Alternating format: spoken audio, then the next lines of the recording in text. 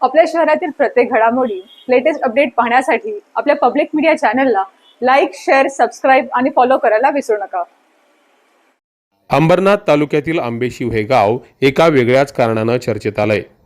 या गावातील मानवी वस्तीत बिबट्या आल्यानं गावकरी घाबरलेल्या अवस्थेत आहेत. या बिबट्यानं गावातील 2 शेळ्यांना खाऊन त्यांचा फडशा पाडलाय. मानवी वस्तीत हा बिबट्या आल्यानं गावकऱ्यांमध्ये मोठ्या दहशतीचं वातावरण निर्माण झालंय.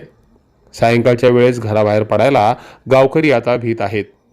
सध्या वनविभागानं या ठिकाणी बिबट्याचे पायाचे ठसे शिवाय ज्या ठिकाणी बिबट्याने शेळ्या खाल्ल्या त्या ठिकाणी ट्रॅप कॅमेरे बसवले आहेत, जेणेकरून या बिबट्याच्या हालचाली कॅमेऱ्यात कैद होतील आणि त्याला पकडणं शक्य होईल. तसे मी त्या लोकांना, मला अनुभव नाही आला, पण मी दुसऱ्या लोकांना दाखवले पोरांना. ते बोलते ते हे बिबट्याचेच ठसे आहेत आणि कुत्र्याचे जे ठसे असतात ते एकदम बारीक असतात. बरोबर. मग ते बोलतात हे मग याचेच आहेत, बिबट्याचे.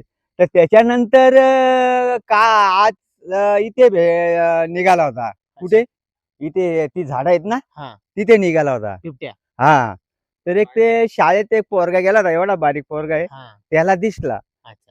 त्यांनी इकडे बॉम्ब गेले, तिथली लोक आली होती, तिथे बाजूला लोक आहेत, पण खाल्ले त्यांनी बकऱ्या पहिल्या खाल्ल्या. अच्छा.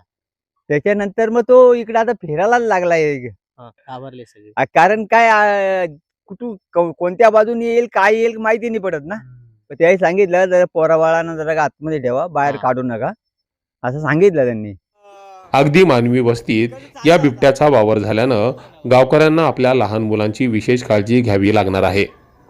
Public media bureau report.